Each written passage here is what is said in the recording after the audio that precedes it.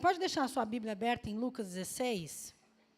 Eu estava orando ontem à noite e, às vezes, eu compartilho muito nas terças-feiras no curso algumas coisas sobre o meu testemunho, que pouquíssimos conhecem, porque falo pouco disso. Mas, até vindo para cá, eu disse para o Charles como é incrível aquilo que Deus faz na vida de todas as pessoas que se achegam a Ele. Porque você pode passar de uma pessoa que teve uma história, como ele teve, de vícios, de uma vida cheia de sujeira, e, de repente, você tem um encontro com Deus e a sua vida muda completamente, porque Deus quer que a sua vida mude. Ele te liberta. Você não faz nada, Ele faz tudo. E uma coisa que eu carregava, eu já compartilhei algumas vezes isso, é sempre estar dentro da igreja e fazer parte de uma liturgia dentro da igreja desde o nascimento e, às vezes, não ter um vislumbre do que é realmente conhecer a Deus. E acredito que, como eu, muitos de vocês que estão sentados aqui, muitas pessoas vivem uma vida cristã sem realmente entender o que é ter um encontro com Deus. E eu passei a maior parte da minha vida, eu sou jovem ainda, mas eu passei a maior parte da minha infância e da minha pré-adolescência achando e tendo certeza que dentro da igreja eu estava construindo um relacionamento com Deus, né? Porque eu ia aos cultos com meu pai, e isso foi muito bom, por sinal. Eu ia em vigílias, eu cantava, quando eu tinha a idade da Sofia, eu já cantava na igreja, e eu sempre gostei da igreja, eu sempre fui atraída pela igreja. E eu achava que o meu relacionamento com Deus era muito bom, até eu chegar na minha idade de uns 10, 11 anos, quando a gente começa a fazer as comparações, uma amiga da escola, né, que vive diferente, no final de semana você tem que ir para a igreja, e o amigo da escola foi para o clube, no final de semana você tem que estar na escola dominical, que na época eu ia na escola dominical, e também ao culto à noite, e as minhas amigas não precisavam fazer nada disso. Então, começou a ter muitos conflitos dentro de mim. Puxa, por quê? Por que a minha vida tem que ser tão diferente? E eu baseei nesse período da minha pré-adolescência, da minha adolescência dos 13, 14 anos, eu baseei o meu relacionamento com Deus naquilo que eu conhecia, naquilo que eu ouvia dentro da igreja, naquilo que me era passado, naquilo que me era ensinado, e eu comecei a desenvolver, desde jovem, coisas como acertos de contas com Deus. Então, eu ia à igreja fazer um acerto de contas. Eu ia à igreja para poder merecer estar na presença de Deus. Então, a cada jejum, a cada oração, a cada vigília, a cada entrega a Deus, era como se eu estivesse fazendo um acerto de contas com Ele.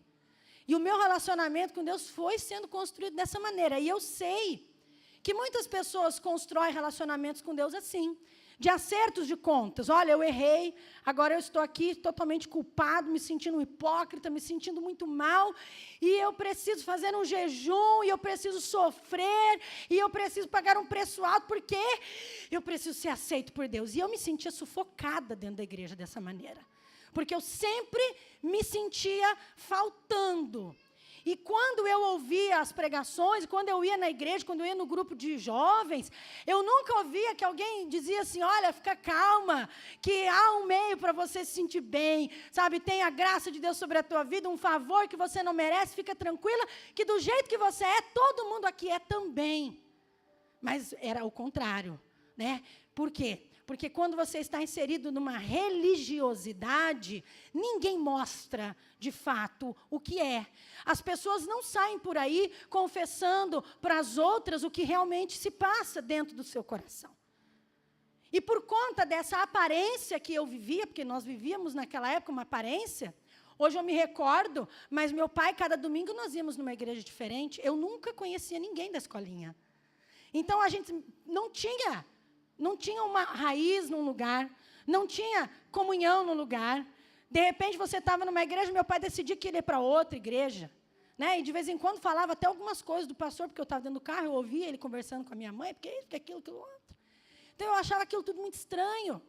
Achava que o meu relacionamento com Deus tinha que ser uma coisa assim, desesperada. Eu preciso ser aceita, eu preciso ser aceita, Deus precisa me aceitar, eu preciso fazer alguma coisa, meu Deus, eu preciso ser melhor, eu preciso ser santa, eu preciso jejuar, eu preciso ir em todos os cultos, eu preciso tudo, eu preciso fazer um monte de coisa. E baseei minha fé nessas crenças. Até que eu comecei a ser ministrada diferente pelo Espírito de Deus. E eu me lembro que há um tempo atrás, eu até contei isso aqui, eu fui orar no meu quarto, e eu disse para Deus, Senhor, eu preciso ter uma libertação desta culpa que me persegue. Uma culpa sempre me perseguindo. Por mais que eu faça, por mais que eu entenda racionalmente que o Senhor me dá o favor que eu não mereço, mas na minha vida, no meu coração, eu preciso entender isso e saber que o Senhor me aceita como eu sou. E quantas vezes nós não nos sentimos assim também? Deslocados, desajustados, nos sentimos sempre faltantes em tudo que a gente faz. E a grande realidade é que nós somos assim mesmo. Sempre faltantes, somos seres desajustados. Porque eu vim pensando nisso, Deus, Ele nos salva, Ele nos liberta, Ele nos atrai, e Ele diz para você agora, você vai viver os valores do meu reino, e esses valores que você vai viver, não tem nada a ver com os valores que você vai encontrar ali fora.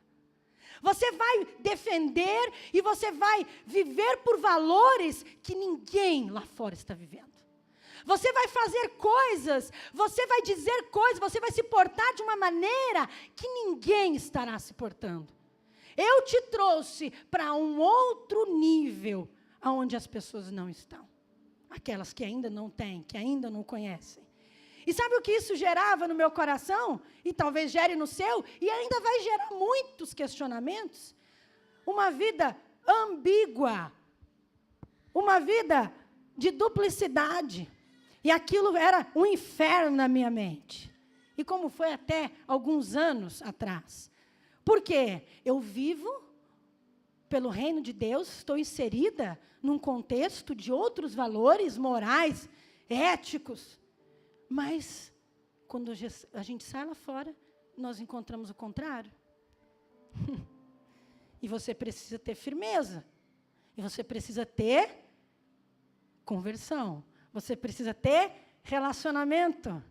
Porque o que eu tinha com Deus não era suficiente para me manter firme nesses valores. Porque eu estava firme nesses valores religiosos dentro da igreja. Inserida num contexto litúrgico, aonde eu sabia tudo que era cantado, aonde eu sabia todas as coisas, as palavras bacanas que todo mundo usava, onde eu me vestia de acordo com os costumes da igreja a qual eu frequentava, mas isso não era suficiente, e não é suficiente para bancar os valores do reino de Deus dentro do meu coração. Porque quando eu me via sozinha, e quando você se vê só, e quando só está você e Deus, você enxerga quem você é. Você vê quem você é. Você conhece o teu pecado. Você conhece a tua podridão. Você conhece as tuas falhas. Você conhece aonde você não é parecido com Ele. Você conhece os lugares da tua vida, da tua alma, aonde você não tem coragem nem de dizer em voz alta para Deus que precisa de uma mudança. E se você não tem um relacionamento de verdade com Deus, a sua cabeça entra em parafuso. Porque religião não muda a vida de ninguém. A religião piorou a minha vida. A religião me fez ficar revoltada. A religião me fez querer não viver dentro da igreja. Quando eu tinha em torno de 12 para 13 anos, eu disse para o meu pai, eu não quero mais ir à igreja, porque eu detesto a igreja. Eu não quero ir mais aos cultos, porque eu não vejo nenhum tipo de mudança na vida de ninguém, nem na minha. Porque dentro da igreja a gente faz as coisas de um jeito, e era bem assim na época. E a gente fala de um jeito, e quando a gente sai lá fora, nem parece a mesma pessoa, nem parece as mesmas roupas, nem parece o mesmo vocabulário. Por quê? Tudo atrelado à imagem. E assim eu fui orando, e nesse dia, quando eu estava no meu quarto, como eu havia dito, eu disse: Deus, eu preciso me lançar para que essa culpa que me persegue seja dissipada. E eu lembro que eu comecei a orar profundamente, e eu me deitei no chão do meu quarto, eu estava sozinha em casa, e eu deitei no chão, coloquei o meu rosto no chão, e eu disse para Deus: Senhor, o lugar mais baixo que eu consigo chegar diante de Ti é assim no chão. Porque eu quero me humilhar diante do Senhor de maneira tão profunda, porque eu entendo e reconheço que eu sou nada diante do Senhor. E a única coisa que há em mim é ruim, é pecado, é carnal, e eu não consigo lidar com esta culpa do que eu sou. E naquele momento, eu senti uma paz tão grande inundando o meu coração. Ninguém te aceita do jeito que você é. As pessoas convivem umas com as outras. Você convive com a sua esposa, e você convive com o seu marido, você convive com o seu filho, porque você ama. Porque se você for olhar para a pessoa, você vai ter uma lista de coisas que você quer que ela mude. Tem uma lista de coisas em mim que o meu marido quer que eu mude. Tem uma lista de coisas em mim que eu, como pastora da igreja, você quer mudar. Mas Deus nos aceita como nós somos. Ele não faz listas de coisas para você mudar. Deus não guarda uma lista de coisas dizendo: olha, você tem que me seguir, mas você tem que fazer isso, isso, isso, isso, isso, isso. Olha, você está errado nisso, nisso, nisso, nisso, naquilo. Deus não é assim. E esse vislumbre de perdão, de graça, de aceitação, é que faz com que a gente realmente consiga nutrir um relacionamento de verdade com o Espírito Santo. Isso me fez abrir a mente e os olhos e a alma para muitas outras coisas. Isso foi a culpa sendo retirada de mim, porque eu sempre ouvia isso dentro da igreja. Você não pode isso, você não pode aquilo. E aí você fazia. Porque a melhor maneira de você fazer alguém quebrar uma regra é criá-la. Então você diz que eu não posso e eu vou fazer. Você diz que eu não devo ir e eu vou querer ir lá no lugar que você falou para eu não ir. Então, a minha adolescência, a parte da minha infância, não pode, não deve, não tem que ser, chegava ao absurdo. Eu lembro de uma cena ridícula. Eu entrando na porta principal da igreja, com uns 13 anos, e eu estava com um anel super bonito, muito bonito o anel que eu estava de pedra, e eu lembro direitinho, meu pai veio afoito, e eu quero que você entenda que meu pai fazia isso também, porque ele era ensinado dessa forma. E ele veio: tira esse anel do dedo. E eu: nossa, o que é isso? Não, você não vai entrar com esse anel na igreja.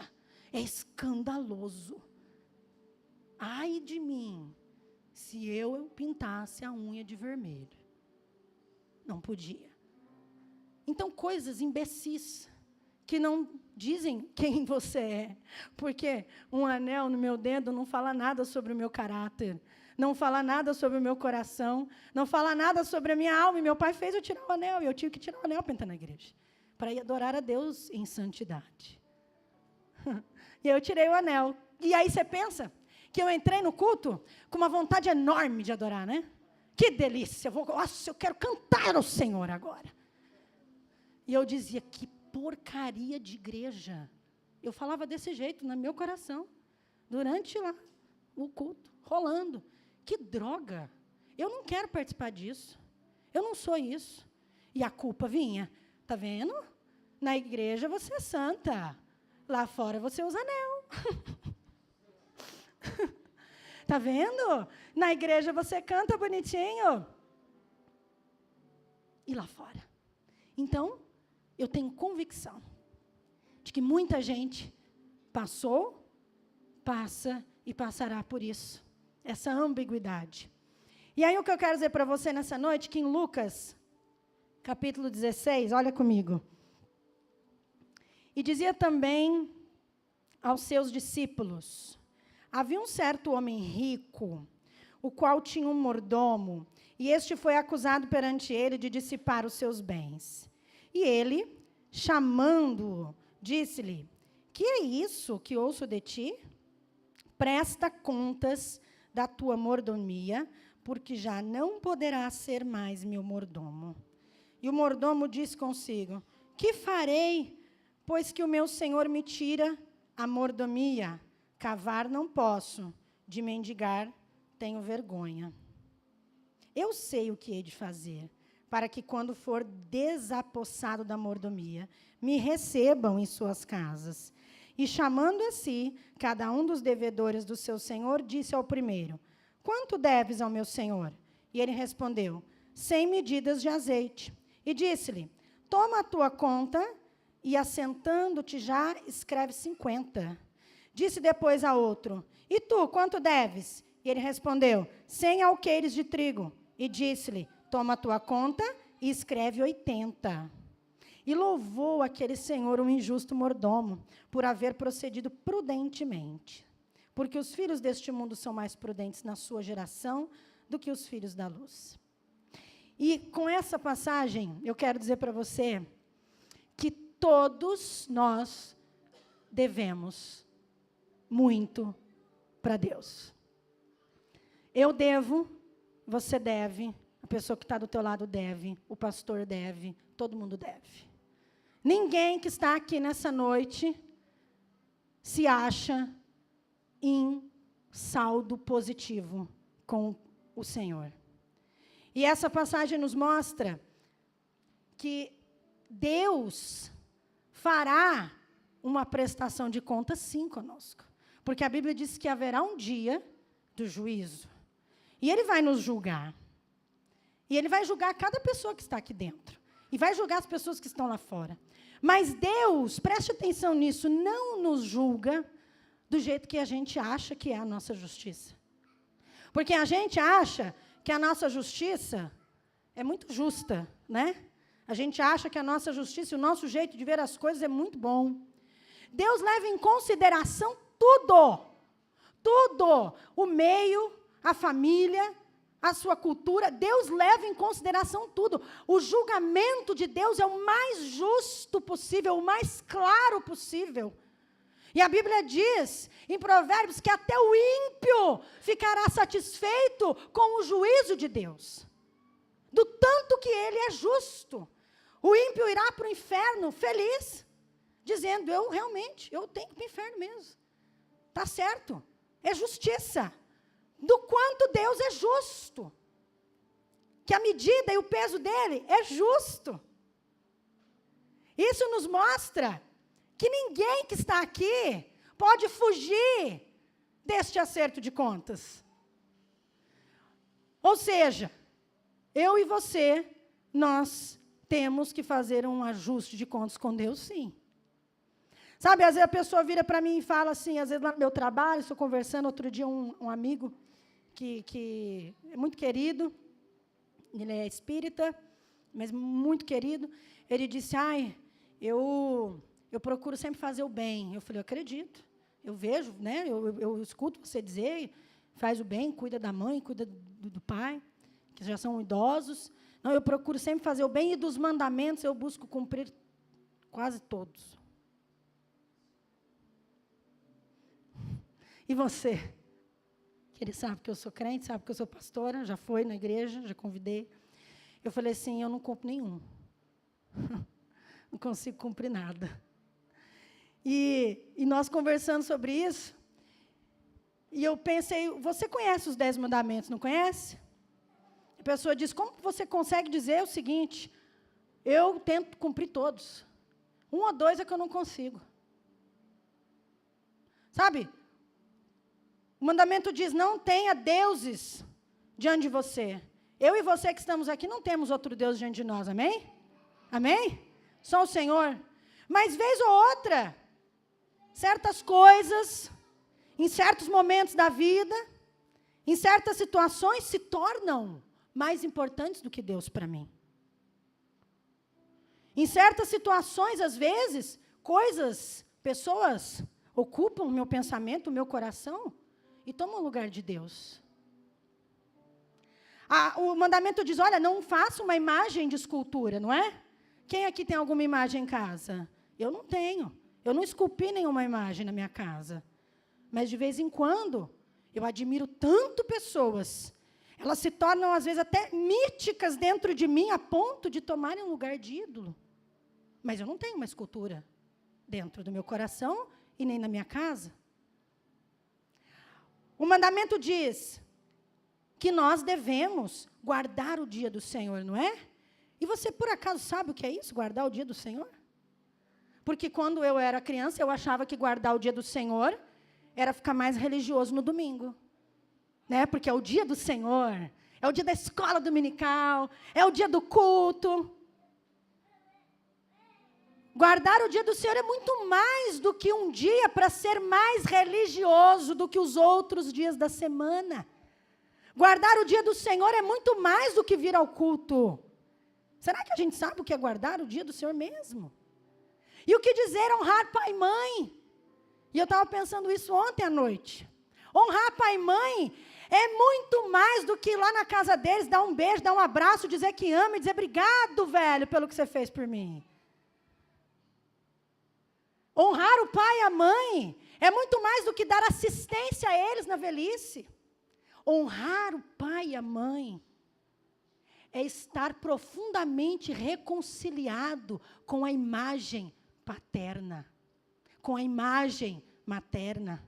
Vai muito além de palavra. Está reconciliado com eles, de modo que você não tenha problemas mais com esta figura. E quantos de nós, e eu me incluo nisso, temos questionamentos e problemas psicológicos complicadíssimos com a figura do pai, com a figura da mãe? Será que a gente guarda este mandamento? Quantas pessoas às vezes reagem à autoridade, porque no fundo não é com a autoridade da pessoa que ela tem problema, mas é porque ela teve problema com o pai. E por não estar reconciliada com o pai, ela ainda não consegue se sujeitar a uma autoridade.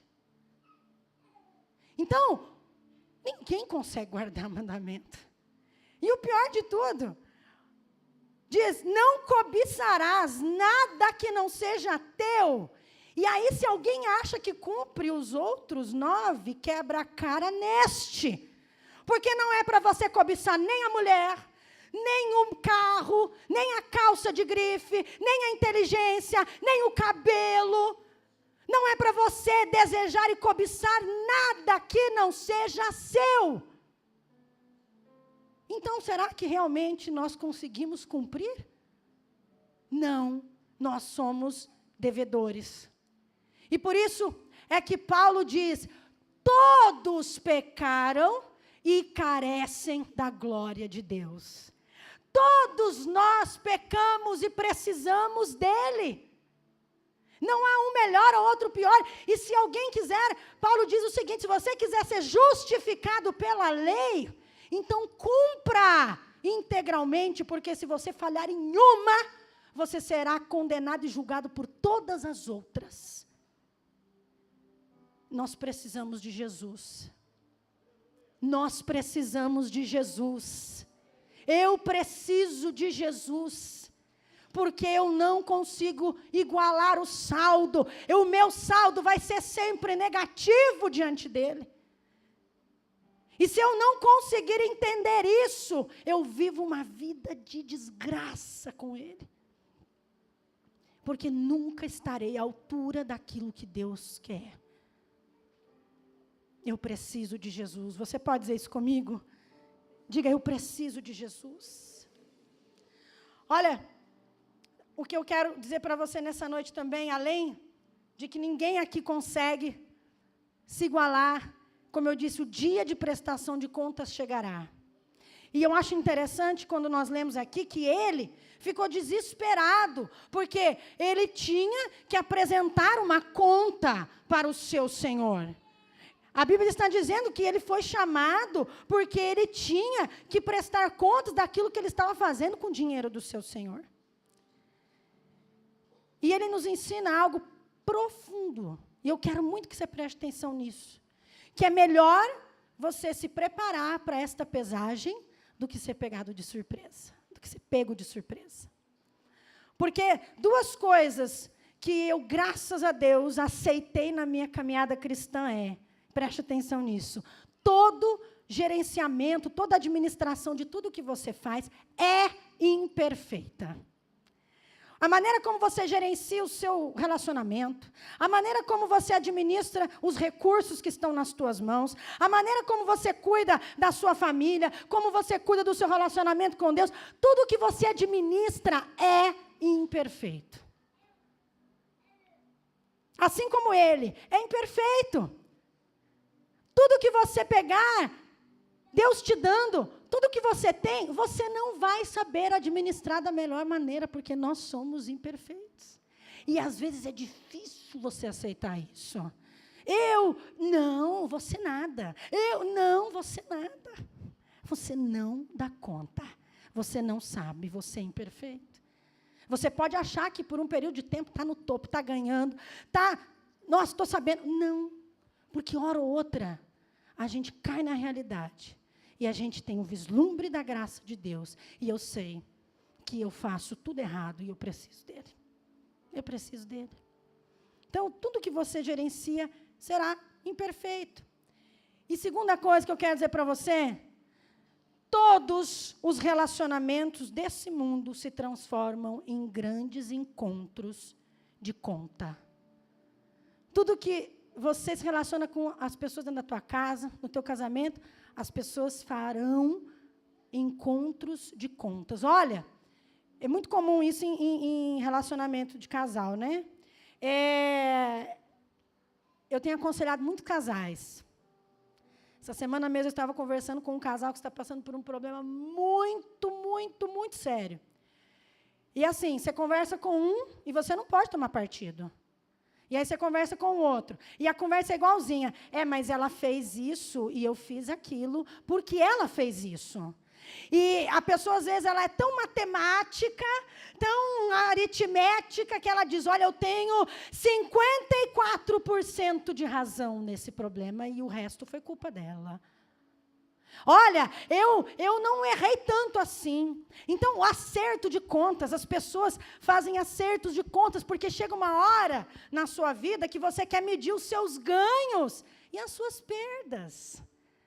Chega uma hora que nós vamos ser avaliados pelo custo-benefício.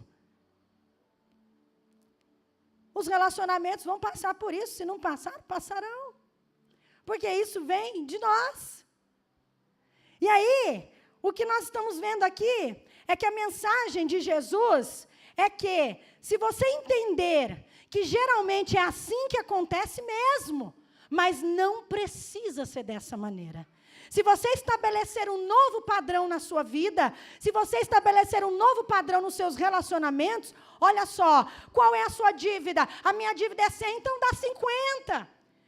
Quanto que você deve? 80, dá 40. Então, não chegue diante dele, esperando apresentar uma continha religiosa certinha, porque você vai ser engolido, você não consegue pagar isso. Mas o que você pode fazer? Você pode aceitar a graça de Deus na sua vida e agir da mesma maneira com o próximo. Porque eu quero que você nessa noite saia daqui como eu também estou, e como eu também fui descoberta por esse amor, por essa aceitação de Deus. Sabendo que presta bem atenção no que eu vou dizer, se você tem que dar tudo para Deus, mas você não tem, então dê tudo que você possui. Porque nós temos que dar tudo para Deus, mas nós não temos, então dê tudo que você tem. Porque quem não tem o tudo para dar, o tudo que ele precisa, então dê tudo que você tem.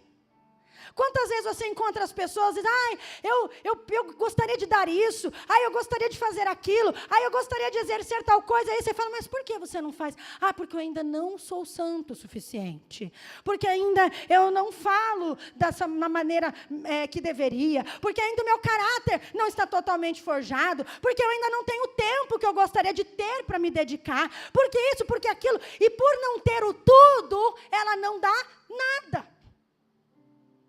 Então ele chega para os seus devedores e diz, olha, quanto que você tem? Você deve 100, mas você tem 50, então dá 50. Você não tem tudo, mas dê tudo que você tem. E com Deus é igual. Você nunca terá tudo. Você nunca vai ter tudo para entregar a Deus. Meu irmão, presta atenção em mim. Você nunca terá tudo que você quer para dar para Deus. Eu passei a minha adolescência querendo dar o meu tudo, o melhor louvor, o melhor isso, o melhor aquilo, o melhor tempo. E eu nunca me achava em saldo positivo. Eu ia para casa sempre no saldo negativo.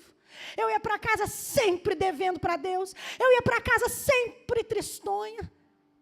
Porque eu nunca conseguia entender que o que Deus quer de mim é aquilo que eu tenho para entregar.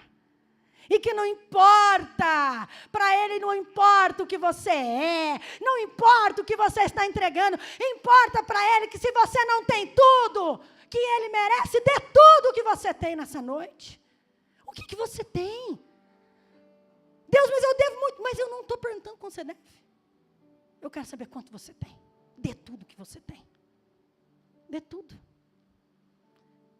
Você quer ser amado? Ame. Viva os valores do reino. Você quer ser acolhido? Acolha. Estabeleça um novo padrão na sua vida.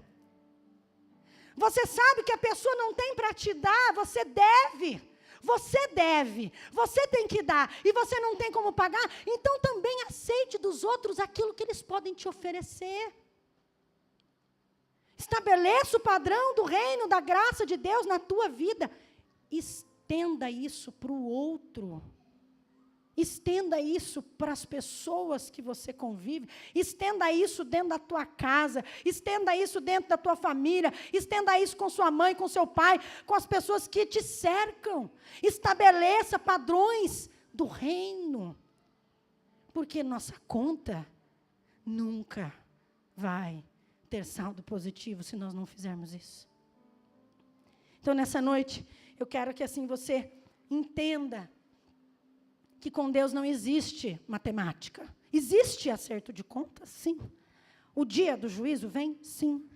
Mas o que Deus quer que você entenda nessa noite é que você não precisa viver por esses valores matemáticos de culpa, de acerto de contas, e de coisas que você não fez, e culpa no seu coração. Deus quer que você viva essa graça, que diz o seguinte, olha, eu não tenho tudo para dar, então eu dou tudo que eu tenho. Você pode dizer isso comigo? Eu não tenho tudo para dar, então eu dou tudo que eu tenho. Vamos colocar de pé em nome de Jesus, quero orar com você, mesmo